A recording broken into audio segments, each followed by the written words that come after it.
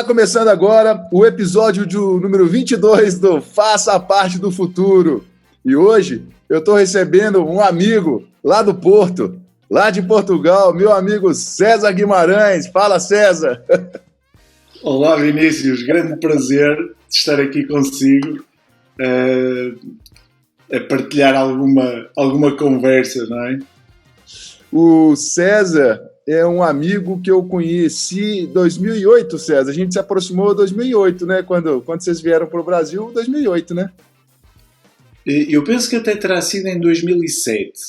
Nós Não, fomos 2007. para 2007, exatamente. Então lá vai uns aninhos. Alguns.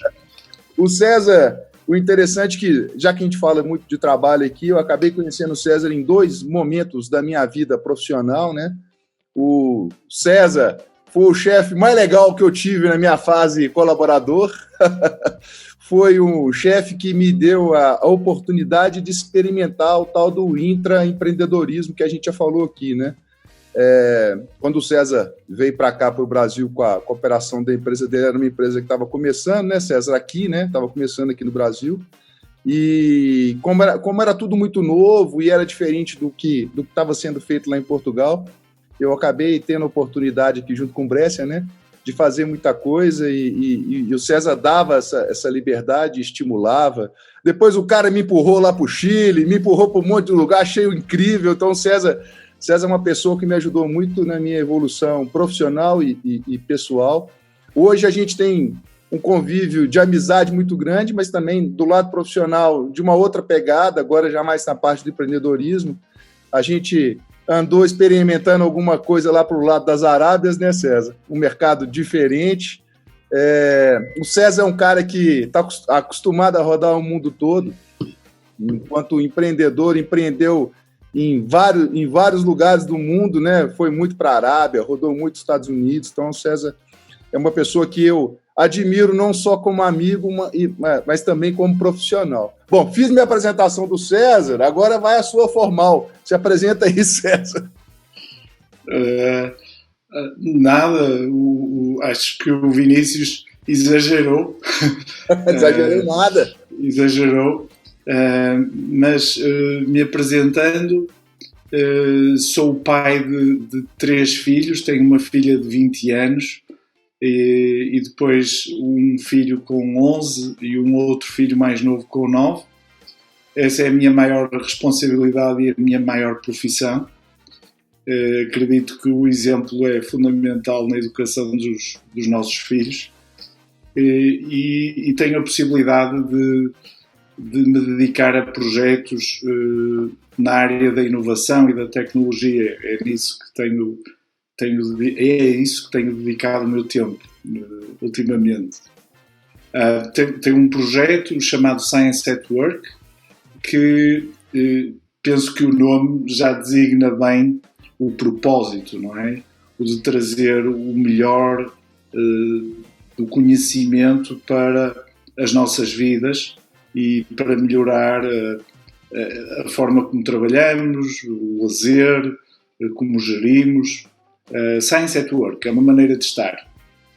E é muito bonito o nome, é muito bonita a marca que tem lá da Science at Work, e eu acho que representa muito essa questão de propósito mesmo, porque eu acho que é mais uma coisa que nos liga muito, né, César? Mas no episódio de hoje nós escolhemos um tema dificinho para falar, mas bom, que é o seguinte: como garantir a sua empregabilidade ou a sua capacidade de empreender no futuro? Aí é o seguinte, eu já falei aqui algumas vezes, eu não sei se eu falei com você, César, mas essa revista aqui, Época Negócios, é uma revista que eu gosto muito, eu leio muito, e, aliás, as revistas, para mim, eu tenho uma relação muito legal com elas. Assim. Eu sou assinante desde a primeira edição e eu guardo todas as revistas, todas. Não só a Época Negócios, mas todas que eu compro, eu guardo.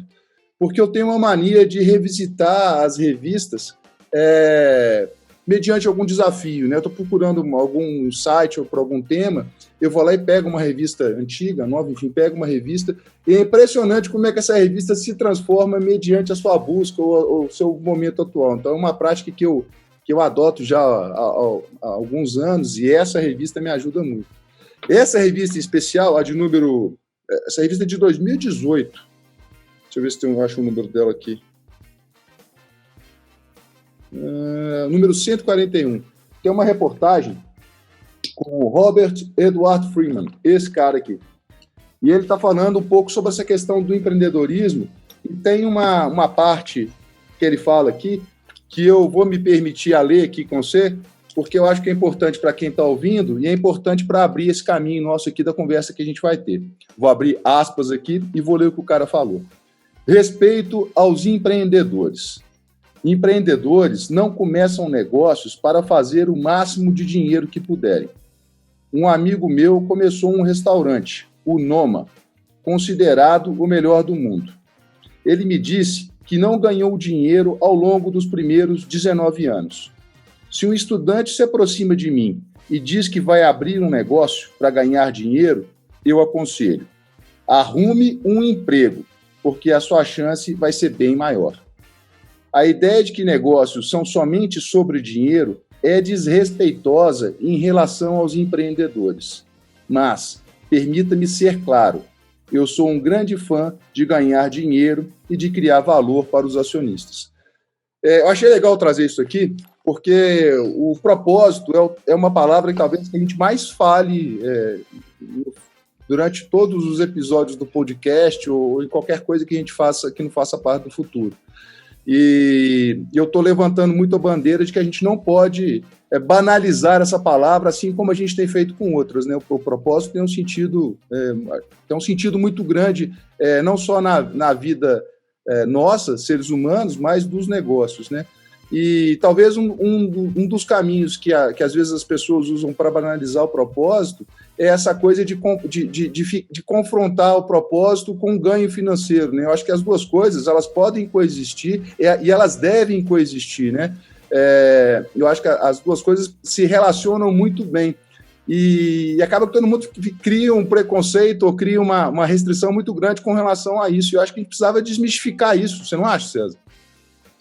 Com certeza. Não é concebível sequer a ideia de empreender sem propósito. Começar, o que quer que seja, requer o melhor de nós, não só do nosso tempo, mas da nossa atenção, a nossa paixão, o nosso estudo, e fazer isso contrariado não funciona. E por isso o resultado, claro que é preciso um plano, não é? Um plano de trabalho para lançar esse empreendimento, no caso um empreendimento de negócio.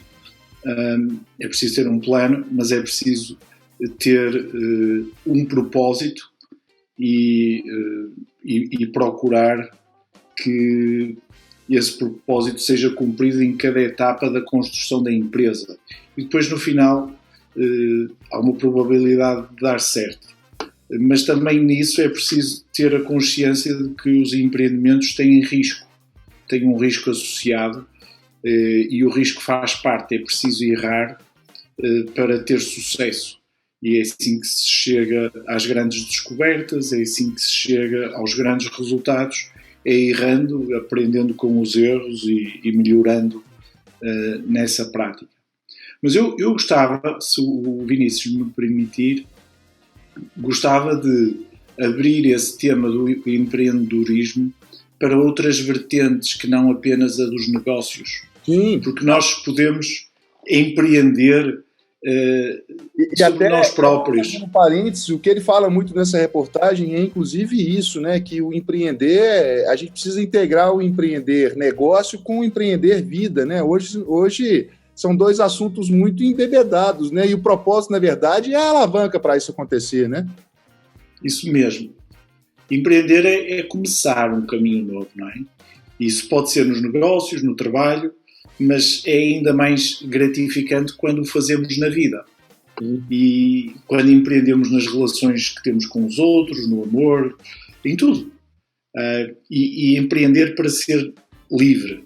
E ser livre financeiramente, ok, pode ser um dos propósitos do empreendedorismo, mas nós também podemos empreender para nos sentirmos melhor, porque aprendemos um novo instrumento musical, porque aprofundamos o nosso conhecimento em relação a uma determinada área, e isso permitiu-nos fazer melhores escolhas e estarmos intelectualmente mais capacitados, porque eu acredito que o conhecimento nos liberta e o conhecimento nos engrandece, não é? E em relação a isso, empresas do futuro, o Vinícius também lança esse desafio. O que é que serão os empregos e os trabalhos do futuro? Eu penso que vivemos um tempo em que se concentram três grandes movimentos. Um primeiro que tem que ver com a sensorização. Estamos a sensorizar tudo. Há sensores para monitorizar a nossa saúde, há sensores de ambiente, há sensores para monitorizar, por exemplo, a mobilidade dentro de uma cidade, e esse caminho está a ser percorrido. Depois está a acontecer um outro advento, que é o advento da transmissão de dados a grande velocidade e em grande quantidade, com o advento do 5G, que vai permitir que esses dados captados por sensores sejam transmitidos em tempo real e com grande qualidade, com grande definição. E talvez seja o grande motor de transformação que a gente vai ter nos próximos anos aí, né, César? O 5G vai ser um divisor de águas, eu acho, né? Com certeza. E depois, o terceiro elemento, que eu considero como os três pilares dessa grande transformação que está a ocorrer, que tem a ver então com captura de dados, transmissão de dados e depois a computação. E na computação, o advento da computação quântica, que multiplica, dá um salto quântico na capacidade de processamento de dados. Por isso, estes três elementos com certeza que nos vão trazer uma realidade totalmente diferente nas próximas décadas. O que eu imagino é que vamos ter muito apoio de máquinas, vamos ter robôs que nos vão ajudar em múltiplas tarefas, que nos vão ajudar a ajudar os outros. Por exemplo, se tivermos uma pessoa que está ao nosso cuidado e nós por alguma razão temos que sair e deixarmos um apoio para ajudar essa nossa pessoa, nós vamos ter aí grandes possibilidades. O desafio depois, penso que será também ético e moral. Nós temos que usar a tecnologia para o bem. Nós temos que assegurar, e isso compete-nos a nós, os humanos, assegurar que as tecnologias são usadas para o bem. Ainda agora estamos a viver uma história extraordinária de ciência, porque esta solução de vacina do Covid é sobre uma tecnologia inovadora, que é o RNA mensageiro, ou mRNA, e que agora chegou ao mainstream e ao palco, e parece ter sido uma descoberta feita num ano, mas não é assim. É o resultado de muitos anos de pesquisa, de muito trabalho, de muita gente, ciência, né? Muita ciência, para agora ter encontrado aqui uma aplicação que resolve um grande problema para a humanidade. É uma história extraordinária de ciência e de uso da tecnologia para o bem. Um outro aspecto que me parece que vai ser transformador nos próximos anos vai ser o maior conhecimento que nós vamos ter do que nos rodeia. Por exemplo, aquilo que eu estou a ver, onde está o Vinícius, que está num sítio maravilhoso, atrás tem um campo, uma fazenda, árvores. Eu penso que nós, à medida que soubermos mais sobre o funcionamento dos outros animais, das plantas, do que nos rodeia, nós vamos respeitar ainda mais o que nos rodeia, e penso que ainda não chegou esse momento da biologia e do conhecimento da natureza ter o mesmo tipo de atenção que outros temas têm para a humanidade. E quando isso chegar a esse nível de atenção, de conseguirmos trazer a biologia e a natureza para o palco, penso que nós vamos, como humanos, vamos criar outras formas de viver em melhor harmonia, em maior harmonia com o nosso contexto.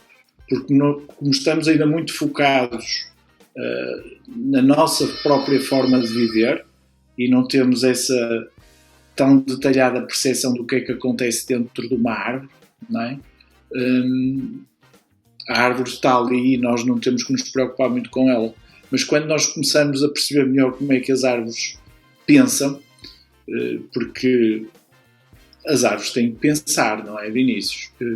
Se nós olharmos para uma árvore e ficarmos a refletir como é que ela se aguenta, como é que ela distribui o peso, como é que ela se torna flexível para resistir ao vento, como é que um galho tem que compensar o peso dos outros galhos que estão do outro lado, tem que ter muito science at work ali para ficar de pé, não é?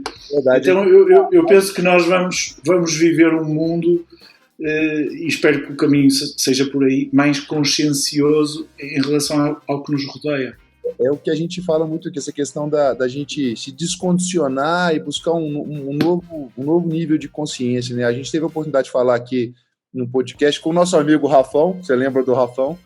E a gente falava sobre essa questão da tecnologia, ela se espelha muito no que é vivo, né? Na gente, no ser humano, no funcionamento do corpo humano, mas também da natureza, né? Você tem um núcleo dentro do MIT que eles estudam como a tecnologia pode adentrar como a natureza pode adentrar para dentro da tecnologia e vice-versa, né? E você vê eles experimentando uma série de tecnologias para salvaguardar as abelhas, por exemplo, para conviver melhor com essas abelhas. Enfim, eu acho que é o caminho natural que a gente deve seguir, né? E aqui eu até trago uma outra reflexão, outra coisa que eu falo muito, né? Toda transformação digital, por essência, também é uma transformação humana. Principalmente nesse universo digital que a gente vive, se a gente não tem um entendimento do humano, de como a gente funciona sozinho, único, mas também em comunidade, você não consegue aproveitar da amplitude, do alcance que a tecnologia te dá, né? É por isso que se fala tanto de user experience, de customer experience, é justamente para entender o funcionamento humano, né? É isso que vai permitir que a tecnologia gere engajamento, é isso que vai permitir que a tecnologia se alastre, é isso que vai permitir que a tecnologia gere toda essa conexão. Então, as pessoas precisam se conscientizar que antes de dar um passo para aprender a usar uma máquina ou aprender a programá-las, primeiro precisam entender como é que a gente funciona dentro de um ecossistema, né? Outra coisa que a gente falou muito lá no universo a gente fala muito no universo da Singularity, fala aqui também, né? A primeira mudança tem que ser uma mudança de mentalidade. Aprender a usar um computador ou aprender a programar hoje é simples, mas o quão proficiente nessa tecnologia ou no pensamento de digital você é, né? Se você hoje não exercita isso, acho que é muito difícil você tirar proveito dessas coisas todas que você disse, de sensor, de 5G, computação quântica. Gente, na hora que a gente cruzar essa fronteira, é uma mudança absurda de paradigma. Nós vamos viver num outro tipo de realidade. É quase um mundo sem limite, né? O 5G, computação quântica e sensores para todos os lados. Imagina a quantidade de coisa que nós vamos poder fazer, né, não, César? Verdade. Novas indústrias, novas atividades, novas oportunidades. Mas o Vinícius tocou aí num aspecto que também penso que merece um destaque, que é o conhecimento do humano. E está a decorrer, enquanto estamos a conversar, está a decorrer agora um projeto designado de Human Brain, que é uma iniciativa apoiada por praticamente todos os países do mundo, no sentido de cartografar o cérebro. Porque o cérebro é a máquina mais extraordinária alguma vez conhecida e sobre a qual pouco sabemos.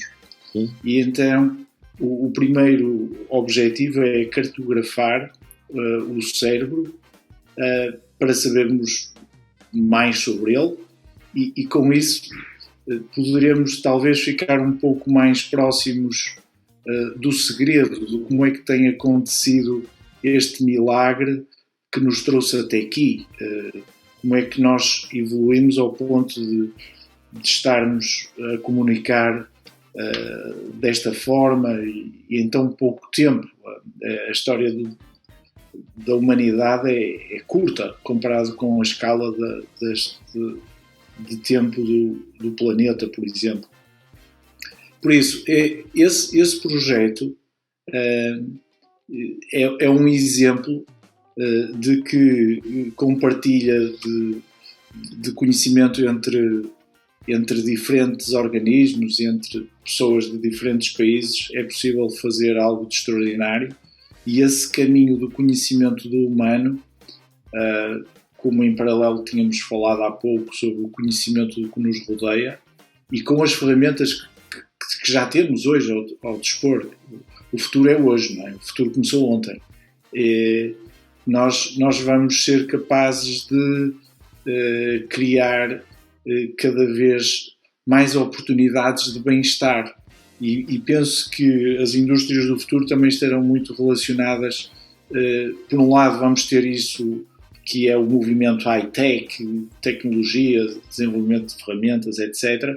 Mas depois vamos ter, penso eu, sempre uma enorme oportunidade para aquilo que tem a ver com a cultura, o bem-estar, as experiências sensoriais. Acho que cultivar flores vai ser sempre um bom negócio. Ô César, já que a gente está falando de empreender, né? Eu acompanho Portugal não só porque eu trabalhei aí com vocês, a gente é amigo, está sempre se falando. Portugal viveu um movimento muito grande aí com a chegada do Web Summit e o pessoal começou eu acho que não estou dizendo que antes esse movimento não era forte, mas eu acho que a chegada do Web Summit aí provocou essa discussão com mais energia em Portugal sobre a questão do digital, né? Do empreendedorismo digital. Pelo menos é a sensação que a gente tem amigos que participaram da última edição, e até mesmo falando com você, falando com outras pessoas em Portugal, parece que tem uma percepção clara de que o Web Summit acelerou as discussões e até as rotas do empreendedorismo digital em Portugal. Isso é verdade? Como é que anda a parte do empreendedorismo digital em Portugal? Eu sei que é um assunto que você está sempre antenado, que você está sempre acompanhando. Conta para o pessoal como é que você vê esse assunto. Sim, é verdade. Portugal tem conhecido uma série de iniciativas e de empreendimentos na área do digital. Esse assunto ficou mais latente aí, nesses 2 últimos anos a coisa ficou bem latente aí em Portugal, né? Foi uma discussão que ficou bem em destaque, né? E o Web Summit veio trazer muita visibilidade para alguns desses negócios. O Web Summit é um hub de interação entre investidores e ideias, não só das ideias portuguesas, mas o facto de se estar a realizar em Portugal trouxe mais visibilidade para esses setores em Portugal. O que me parece que Portugal tem de muito positivo é a escola. É um sistema de ensino nas áreas da engenharia e da matemática muito forte e por isso há aí uma geração de pessoas muito capacitadas para trabalhar em qualquer projeto. Até esta semana tive uma alegria imensa porque a minha sobrinha Marta concluiu o seu mestrado em Engenharia Aeroespacial. A Marta é do foguete? É do foguete. César concluiu. Lança foguetes. A Marta dos Foguetes concluiu o seu mestrado em Engenharia Aeroespacial e desenvolveu uma série de algoritmos para prever problemas de pessoas que tenham ligações entre voos. E esse foi o seu trabalho de mestrado e teve 19 valores em 20. Por isso, há aí uma geração de pessoas, de jovens, que têm esse acesso a um sistema de ensino na área de engenharia e da matemática que tem sido muito forte e por isso a engenharia portuguesa tem sido muito bem sucedida e algumas destas ideias depois têm-se transformado em negócios e empresas. Portugal tem algumas empresas muito bem sucedidas na área do digital, nomeadamente a Farfetch, que é uma empresa que criou um marketplace e que é a empresa melhor sucedida no é uma empresa recente, né? Ela não é uma empresa relativamente recente, sim. Existem outros exemplos, esse se calhar é o mais conhecido. É emblemático aqui mas no com Brasil, certeza, né? Que Portugal tem processo, né? Exatamente. E o facto também, nunca esquecer, o facto de pertencermos à União Europeia tem sido também uma vantagem para o país, não é? Há um ambiente de partilha, há programas de intercâmbio universitário que dão acesso a outros contextos e outras universidades aos alunos portugueses, e por isso eles, quando chegam ao mercado de trabalho, trazem também uma série de novas ideias que depois se materializam em projetos. Eu fiquei impressionado com essa valorização, ou pelo menos com essa visibilidade, né? Acho que a palavra certa é essa visibilidade que Portugal ganhou nos últimos anos do ponto de vista do digital. Eu acho bem bonita essa iniciativa e esse trabalho que foi feito pelo governo português. Eu acho bem legal. César, nós estamos chegando no final, aí nós temos 2 exercícios para fazer com você. O primeiro, eu queria que você desse uma dica ou comentasse para as pessoas sobre o que esperar do futuro, né? Ou que caminho seguir para o futuro, né?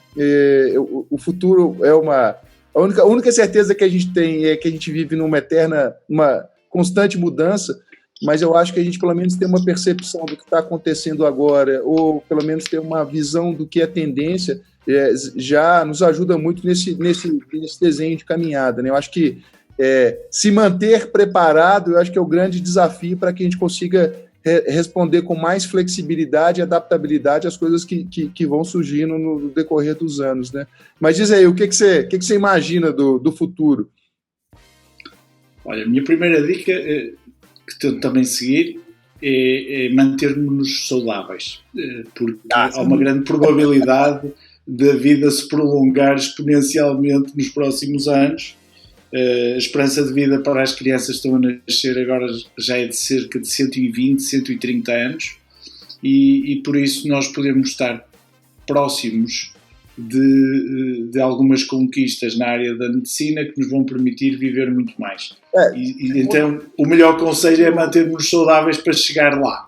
Segundo o Ray Kurzweil, né, que é um dos fundadores da Singularity, se você se manter com uma saúde relativamente boa de hoje até daqui 15 anos, você tem a possibilidade de viver quase que eternamente, né? Não que você vá ser imortal, mas a medicina preventiva vai evoluir tanto que você vai conseguir fazer reparos que você vai viver, você vai ter uma qualidade de vida e um prolongamento muito maior, né? Aí, de novo, volta na história do sensor, né? A gente vai viver também monitorado quase que o tempo todo, né? É verdade, mas então, manter-nos saudáveis é uma dica para chegar ao futuro e depois procurar aquilo que nos diverte e que nos dá prazer. E nesse sentido, o conhecimento e a busca do conhecimento e ir ao detalhe, usar aquilo que hoje está disponível, o conhecimento está aí ao alcance de um clique, é extraordinário. Há muita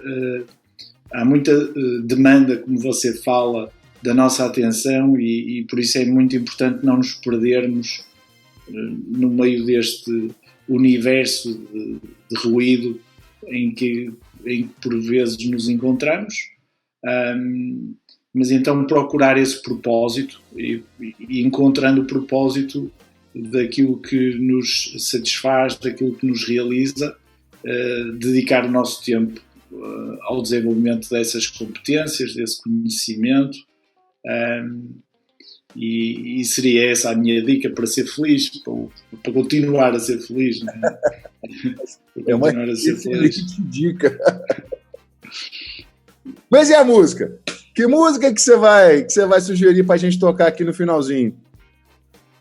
Eu vou sugerir uma música que não sei se você se vai recordar, mas tem a ver também um bocado consigo, que é o Under Pressure, naquela versão dos Queen com o David Bowie, e que eu penso que é uma mensagem espetacular, porque we are all under pressure, mas depois há um momento da música em que se apela ao amor, e nós temos que dar ao amor mais uma oportunidade e continuar a dar ao amor mais uma oportunidade, o amor pelas coisas, o amor pela vida, o amor pelos outros.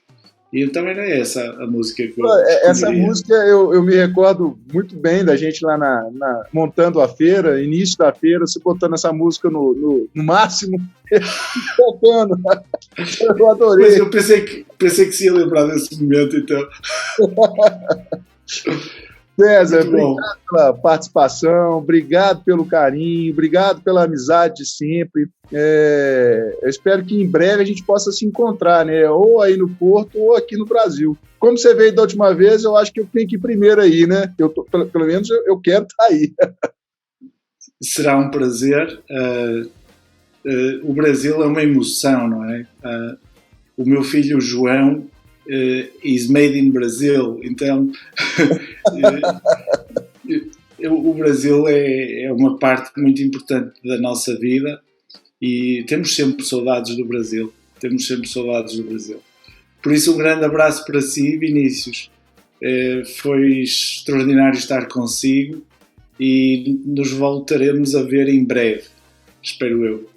Esperamos também. Então, para a turma que vai assistir no YouTube, não dá para colocar a música, mas lá no Spotify vai tocar um pouquinho da música lá para a gente curtir um pouquinho. César, obrigado.